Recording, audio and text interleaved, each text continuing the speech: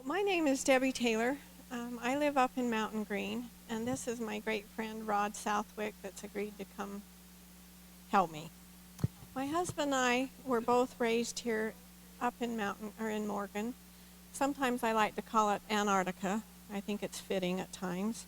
And after we were married, we moved to Ogden, and we actually had a garden. Well, my husband had a garden. I was just a supervisor. When we moved back up to the valley of Morgan and Mountain Green, we knew about the climate and the short growing season. We usually have from about June 7th to September 7th. We froze really hard last night, so my garden is gone now. So about 3 months. And then the high cost of water. If you had a garden, we didn't have secondary water. It would cost $350 to $400 a month for the water. And then you had the deer, and I think they are my nemesis. So we didn't even try to grow a garden. And about 3 years ago, I decided I wanted to get better at growing my own food, to become more self-reliant, and maybe be able to take care of my family and set an example for them. You know, when I was growing up, my parents didn't grow a garden. I didn't know how to do it. So my friend told me about this geothermal greenhouse that she had seen online in Nebraska. And they were able to grow all kinds of citrus trees as well as all other kinds of plants. Well, I looked up and found out that their climate, their elevation, took the clicker, come back.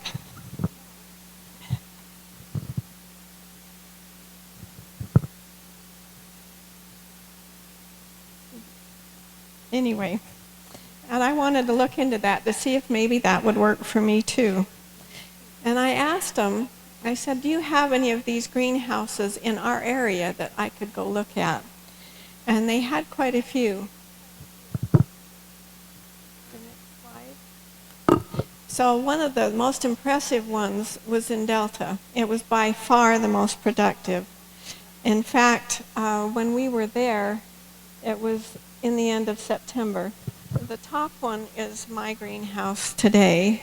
Let's see if my laser pointer won't work that far. The top greenhouse is mine. Go ahead and push the next. Where's the cookie? No, go back.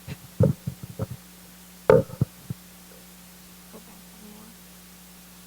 This is his greenhouse, and look at all the vegetables and the fruits that he was growing. It was in the end of September when we went to visit this greenhouse, and he was just planting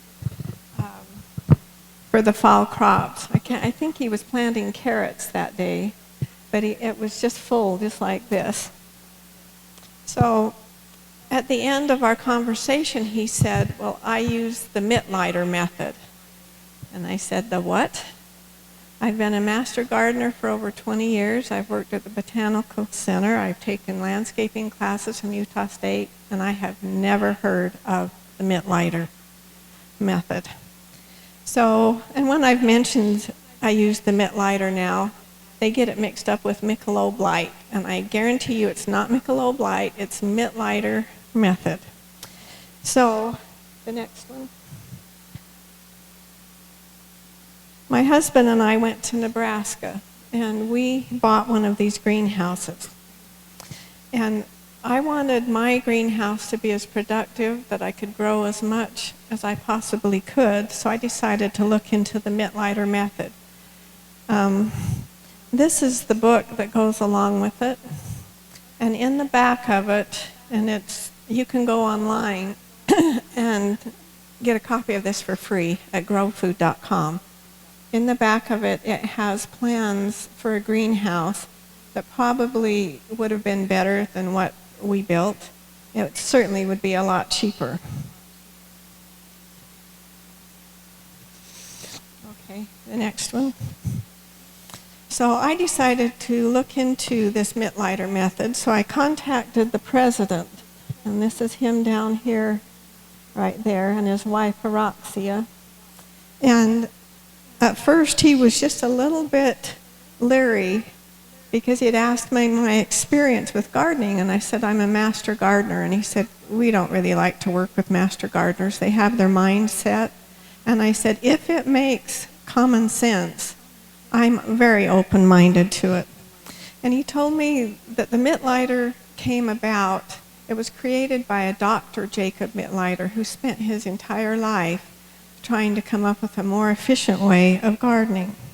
And he said if I really wanted to learn more about it, they offered what they call a boot camp. Even though he lives in Idaho Falls and several of the teachers live in Salt Lake and Logan, they bought a school in Kidder, Missouri. And twice a year he offers this schooling. He said, but I need to warn you, it will be a fire hose of information. And that was true. So my husband being a good sport, I didn't really give him any forewarning of what we were going to do. But we went back to this boot camp, and we were there for a little over a week, and it truly was a fire hose of information. But I'd like to tell you a little bit about the people in that class. A lot of them were engineers, so I felt kind of intimidated. But there was one headed to Mexico to rebuild an orphanage and build them one of these gardens.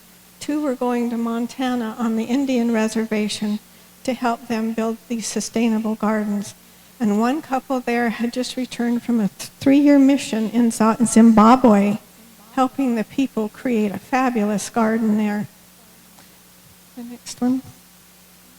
Some of the people in the class were then headed back to the Philippines to build a garden. Was it echoing? The children in this area of the Philippines weren't even going to school. They were starving to death, so there was no point in having going to go to school. So this organization, the Food for Everyone, went in and built them a garden and a kitchen. Then had the parents come and learn how to cook the food. Pretty quick, they had so much extra food, they were selling it in the towns and villages, so now they had an income. And the gardens and the produce came at a really critical time with COVID.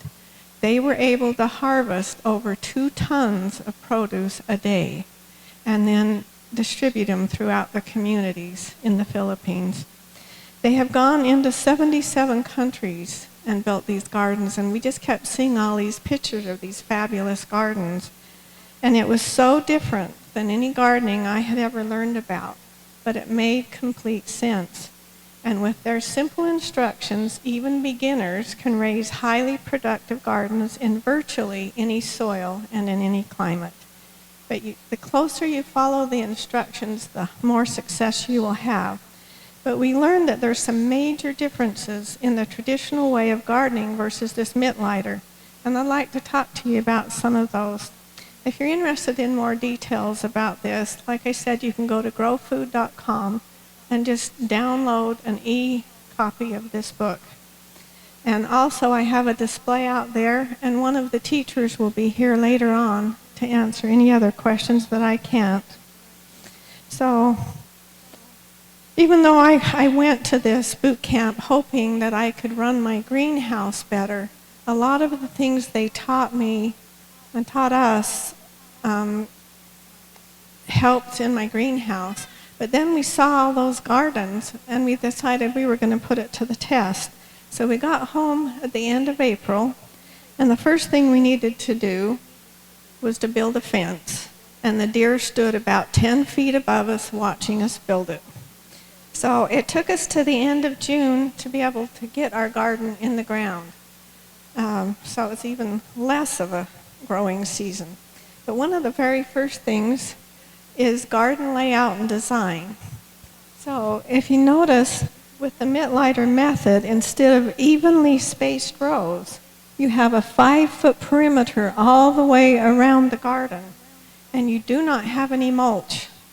And the same, you have 3.5 feet in between the rows. So why provide the insects with a bug hotel? Make them walk the Sahara Desert to get to your plants. And we tried both. We did the grow boxes, and then we did the soil beds to see which we preferred. The soil beds are 18 inches wide with kind of a little pyramid on each side. And then down the center, you have the watering, which we'll get to in a minute, but you plant at the bottom of each one of those ridges. So you've got 2 rows of everything going. So when I'm fertilizing and watering, I'm fertilizing and watering 2 rows at a time. Okay, the next one. The soil. So in traditional gardening, soil is the very most important factor. And while good soil is definitely desirable, you can still grow a really great garden in virtually any soil. They taught us that they use whatever's available around you. And they do so many areas in the world. Like in one area, they use rice hulls. So one of our teachers at the boot camp was from Logan, and we wanted to go up and visit his garden. And he said, well, I can't garden in my soil. And I said, really? So we went up there and I understood. I don't know if it was a riverbed, but it was just broken rocks with a little bit of white chalky. So he did the soil grow boxes and then made his own soil. So while we were back there in Missouri, they had us make our own soil. And it just seemed so foreign to me. It was 4 parts of sawdust, and it can't be super fine, and it's not real thick for obvious reasons. And it cannot be walnut. Walnut has a toxin in it that will kill your plants.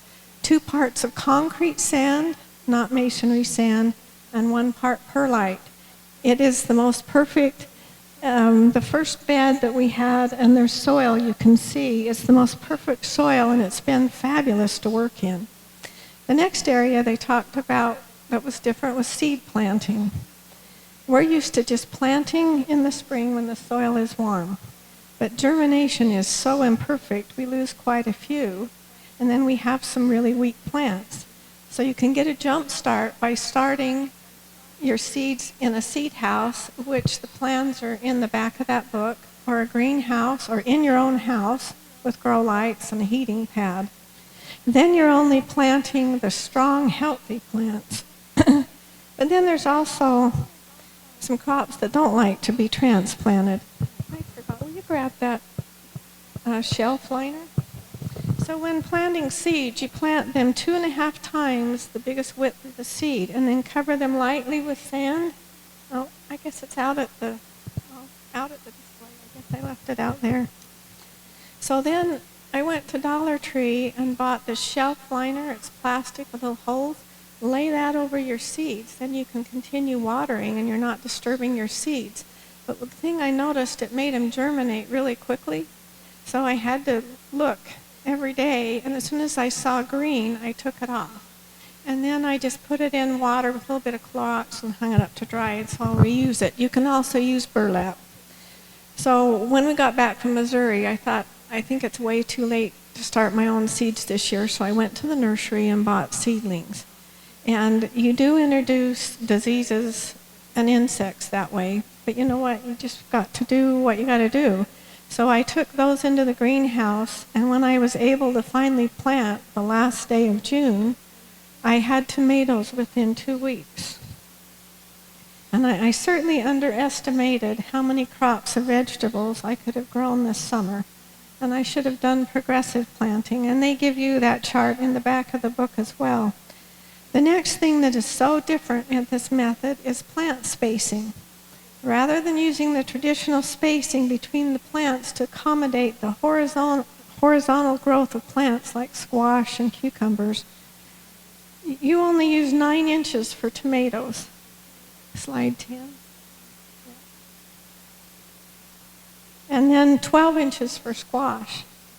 You train them to grow vertically where they get the maximum light to conserve water, nutrients, and space. And in the back of this book, they give you this fabulous chart. So it tells you all the different types of plants, and whether they prefer a seed or a seedling, the hardiness, when to plant outdoors, the spacing, whether you plant 1 inch apart, 2 inches apart, and then how many rows per bed, and etc. They give you a sample garden plan for spring garden, summer garden, fall gardening. It's been very helpful. So the next one is watering and weeding. I loved the watering method. It has worked so well. Our yard is about 3.5 acres, and we did drip system to it, and we've had critters eat them. We've had constant problems with them. And in the beginning, I was really skeptical because they said it would take 2 minutes or less to water this garden. So I ended up overwatering. And they are right. It only takes under 2 minutes.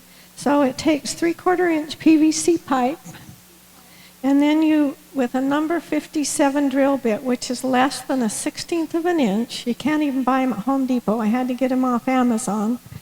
You would drill a hole every 4 inches at 12 o'clock, at 1:30, and at 3. And then take the plastic out. Make sure you get the little drill, or it will plug the holes back.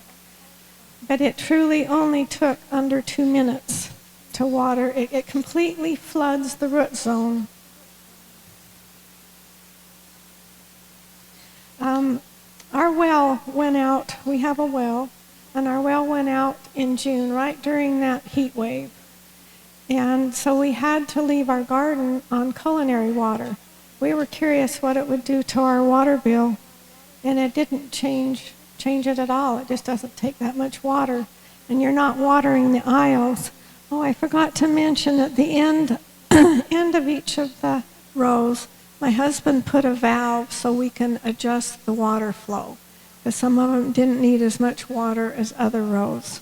And if you don't glue the joints, then you can just use threaded ones. You can just unscrew it and put it away for the winter, and then you can work the soil or whatever you need to.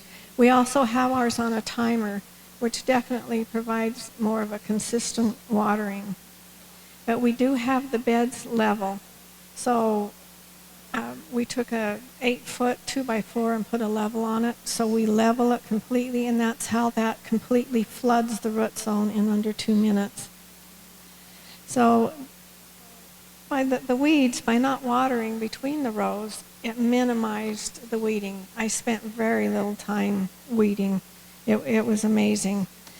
However, until a few weeks ago, I just knew that weeds were put here to just torment me. Then I attended a class on foraging and weeds and learned how the medicinal purposes and how we could actually live and the nutrition on those. So now I am growing some of those in my garden. And I noticed when we went up to our teacher's house in Logan, he also had plantain and a few of those. So in fertilizing, when I was in the Master Gardener program, we were always taught we had to get a soil test. Well, there's a general rule. If you get less than 20 inches of rainfall, your soil will most likely be alkaline. If you get more than 20, it will be acidic. So that's how you need to adjust for it. In the traditional method, they use fertilizer that just has the 16-16-16, which is the nitrogen, potassium, and phosphorus. But it doesn't include the secondary nutrients and the micronutrients. And I know all the time growing up, I always heard used manure. Well, by the time you put that much manure on your garden, you've already added 10 pounds of salt. And the scary part is you don't know what else you just added to your garden. I had a cousin that got this great deal on compost. And so he covered his whole yard in this compost. Well, it had a disease, and it killed his entire yard. So when I was ready to plant, I used a pre-plant fertilizer that I made out of gypsum because our soil is alkaline, Epsom salt, and boron, which is 20 multein borax, at a rate of 1 ounce per linear foot, and mixed it in the soil. After transplanting, I applied 1/4 of a nitrogen, and preferably it's 3600, but it's hard to find, so I had a 48, and I just used a little less. That gives the plants a jump start, and it helps stop the transplant shock. After that, it's just the weekly feed. But by using this balanced and complete fertilizer of the natural nutrients in the recommended amounts, it took the guesswork out of feeding my plants, and it gave them exactly what they needed. And Stephen will tell you too, we just talked about it. they grew so quickly and matured more quickly, and they had a much higher yield. I know we were talking, and maybe he was telling you, my beets were like this big around. His turnips were softball size. It's amazing the produce you get. Insects and pests. I like Captain Jack's dead bug. It is organic. I use neem oil or BT for the gypsy moth. I've been kind of playing with a new one this last week, especially in my greenhouse. And it's a quarter cup of, I don't know if you've ever heard Dr. Wood's Castile soap in peppermint and tea tree with a tablespoon of hydrogen peroxide, a cup of rubbing alcohol to 2 quarts of water. And so far my plants have just blossomed under it, all my citrus trees. Harvesting, I think the last one. I feel I was successful in my goal of growing food for my family. I had enough to share with them, as well as friends and neighbors. I even had enough left over to freeze dry. I have learned so much, and I hopefully continue to do better next year. Now that my garden, well, after last night, we froze really hard, so my garden is gone. I can extend it by, you can actually build the tree frames, which I think we saw pictures of them, and you can put, my husband put PVC over them and then put plastic, and it should have tomatoes clear into November, December. And you guys would have even longer with your warmer climate. But now that my garden's closing down, I'm going to plant in my greenhouse. I keep tomatoes, peppers, green onions, strawberries growing all year long there. But I'm going to do like that greenhouse in Delta and plant. I have a 60-foot bed that I'll be planting spinach and other crops like that. Besides those things, I grow lemons, limes, mandarins, grapefruits, pomegranates, figs, passion fruit, guavas, and I have miniature peach trees. So I did learn that even a beginner can truly grow a productive garden. If you want to come up. In just about any soil and climate. Now, they gave me great solutions for my first 2 obstacles. However, they did not have a great solution for the deer. And the watering method was so great. We're transferring in my greenhouse. I'm going to take out what we were using and put the PVC pipe in there. It worked so much better. And I really like the T-frames, and I liked having all those vegetables. When they get to the top of the frame, you just pinch off the growing tip, and it just flushes. And the entire center of the tomato plants are just covered in tomatoes. And not having them on the ground, I didn't have the bugs and the insects. And using that new soil that I made, there's no weeds. It doesn't have any weed seeds in it. It was great. So I'm so appreciative of those people in my life that have been willing to help me learn. And I hope I can learn so much more. And I'd love to visit with you out at my display, and if there's any questions. Stephen tried this when I came back from, and he would like to tell you their experience with it.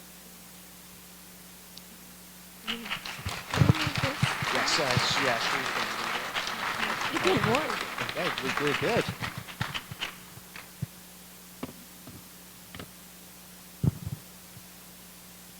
All right, good morning. All right, my name is Stephen Bawden. My wife, Sheree, she's over there getting replaced with a microphone. So I'm going to do a little jig for you guys. I'm going to do a little dance while she's getting ready. And that's getting up. So actually I'm not. So okay. Earlier this year, I had a small injury that laid me up. Have a bulging disc at L5S1. And it gave me some time to catch up to my wife because she had this great idea to put in a garden this year. Actually, the last couple years, I've just been dragging my feet, just like I normally do. And so she, as I'm laid up, sitting in a chair, she comes in and she plops that book down in my lap. And after some excruciating pain and coming to a realization that I really need to read this book, we started reading it and had a great desire to try this experiment. So I'm not a gardener. This is the very first time I've actually done a garden. Shree's got a green thumb. I don't know that I have a green thumb, sorry. I've done a little bit, but we're definitely novices. I've grown stuff, but not to this level. Okay, so this is a picture of our garden, and I'm not going to go through what Debbie has talked about. I'm actually going to just go through, you can have a very productive garden in one season, from start to finish. Just kind of recap on everything that Debbie has talked about. She went through the details, and I highly recommend that you guys actually go in and do download that PDF if you really would like to. Or get the book. It is amazing. It's worth it. Okay, so this is a picture of our garden. We have an odd shape in our backyard. It's a pie shape. We live at the end of a cul-de-sac, and so we had to kind of make do with what we have. And this is what we started with. This is the plot of land that we decided. The first thing that we had to do, did you want to say anything else? Or? Well, we had tried to keep everything clean, and so it was just getting the rest of the weeds out. While we did the rest of the yard, that just kind of sat. And we knew we wanted to put a garden in there. We'd done some grow bags the year before, and I didn't want to do anything until we knew exactly what we wanted to place in the garden. So it kind of sat there, and this is what it looked like in April 1st, when we decided to start building. April Fool's joke. You're building a garden. All right. Ended up being reality. And so within the next few days, we started mapping everything out. And in the book, Debbie talked about 18-inch grow beds. We decided to do grow boxes. And so you can see the lines that we have mapped out, north to south, because that would provide the greatest yield. So we have about 104 linear feet of grow boxes in there. And this would produce the most yield at the end of the year. And in between each grow box is 3.5 feet. And since we don't have we weren't able to do 5 feet on each side. So we had to make do with what we had and just adjust fire. And so we staked everything out and we started building boxes. And it's crucial that you actually have everything leveled, plumb on the ground. So that way when you eventually water, it distributes evenly throughout the box. Yep. And so up on each slide I have dates, so you can actually have like a time frame of how long it took to put this together. Okay, so April 16th, we have the grow boxes all built. We started doing the T-frames. As you can see, the PVC pipe, those are actually made to turn your beds into little greenhouses. Yeah, that and to protect from the bugs, to help with some of the sun. So we actually covered those with the fabric. We were able to pinch it off at the ends and kind of keep those protected. Okay, I don't know who that guy is building the T-frames, but we're going to. Okay, and so you can see that after we got the grow boxes built, we started doing the T-frames. And that's for your vertical growing. And inside the T-frames, we actually used wire so that way you can connect the baling twine to that. And there's also a wire that goes along the middle of the box at the very base that you tie it off to, and then you string it up and you tie it to the top. So that way it can actually support the produce. Yep. Okay, so I did a little scientific experiment, not that brilliant. However, I used a 5-gallon bucket, and instead of using sawdust, I used peat moss because we couldn't get a hold of sawdust. And it's the same ratio, but up there I wrote it down, 2 buckets of peat moss to 1 bucket of concrete sand to about a half bucket of perlite. You mix it up on a tarp or in your wheelbarrow, and that equals about 29 inches in an 18-inch bed. And then you just use a 2x4 to level it out, and you just move on. It's very time consuming, but it's very productive. Okay, Debbie talked about the watering system. Okay, I'm talking. Okay. So what we did is that we're using secondary water, and I had the garden area piped for a spigot, and then I just tapped into the spigot, ran a poly line around the yard, or around the garden, and I just tapped into that. And you can see that I had put little ball valve joints on every single grow bed, but later I went back in and added timers to every single grow box. And for about between 2 to 5 minutes is what we put everything on. And so when it waters, it goes down. I have it labeled box 1, box 2, box 3, box 4, so on. And it'll just go down the line and water every single grow box according to the specific time that we set.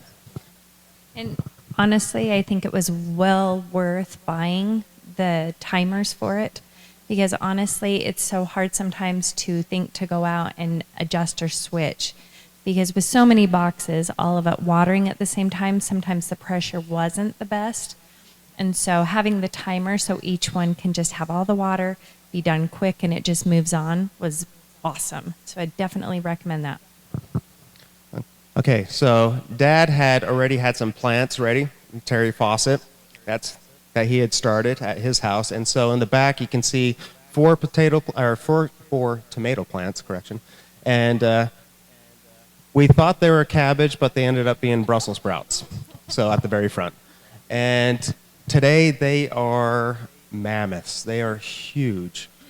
Okay, so that's Sensi. That's our service dog.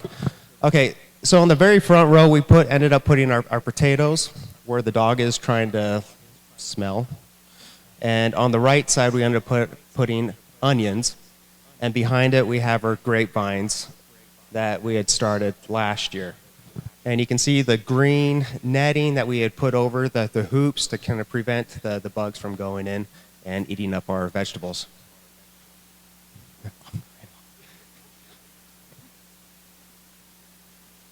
Is there a laser? Oh, there, hey, who's this pretty lady? All right. Okay, so that is June 30th, just basically a month after we planted, and we're already getting a harvest out of tomatoes, and they're already, Shree's about 5'2", and so, yeah, they're about 5 feet. And so, yeah, here's a squash on this side. One thing that looking at Debbie's, that she did that I love is the vertical squash. So next year, like our watermelon, our cantaloupe, we're going to do vertical, just to save space because it gets... Funny story with that. So we figured all of our vertical to get our beans, our peas, everything going up. And when I looked to plant like the watermelon and cantaloupe, it said I only need 21 inches for watermelon and 9 inches for cantaloupe. And I thought, wow, I don't know how that's going to work in a regular bed, but okay. So I put them in, not doing vertical, and then I'm like trailing all along the side of the boxes because I had nowhere else to go. So I don't know why it didn't occur to me, those go vertical too. So next year that will be different. And you'll see it on the back side probably in some of the pictures. Because I had nowhere else, and I had so many cantaloupe and watermelon growing. It was really fun. Okay, so I'm going to just kind of speed through some of this stuff because we're running short on time. All right, so one thing that we've learned is that you have to keep up on the pruning and keep up on the weekly feeding.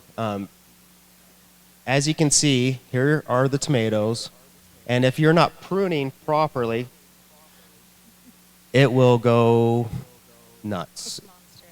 Yeah, we were gone out of town for about 10 days to 2 weeks. When we got back, it was a monster. And so it took quite a while, a couple days, to go through and try to prune stuff out, to pull the plants off. We have so many peppers. My plants were like so weighed down. I was trying to cut them off. And so you don't want to show a crazy garden, but we wanted you to see, hey, they grow so amazing that you do have to stay up on it, preserve the food, take care of it.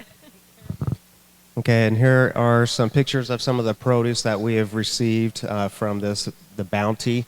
Some of the tomatoes, some spinach, beets.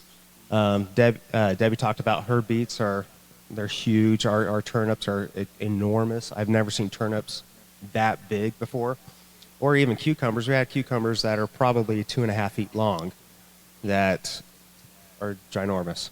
And so we started harvesting our onions last week and our potatoes this week, so they're out drying right now.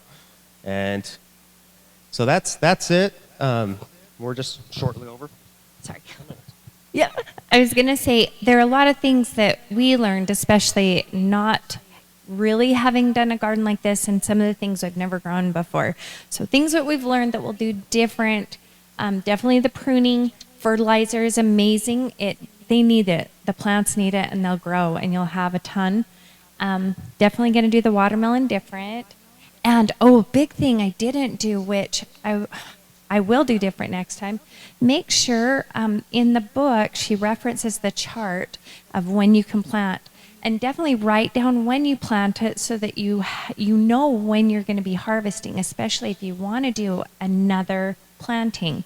That I didn't do because I was like, I'll remember when I planted it. But then there comes a time where you're like, okay, you have so many in that you're like, I think it's been in this long. I think they're ready. But I would say take the guesswork out of it. Just jot it down. Keep that with your gardening stuff. It makes it so much easier. But so happy with this and what we've been able to grow and have. So we give it, 4 thumbs up. Okay, so.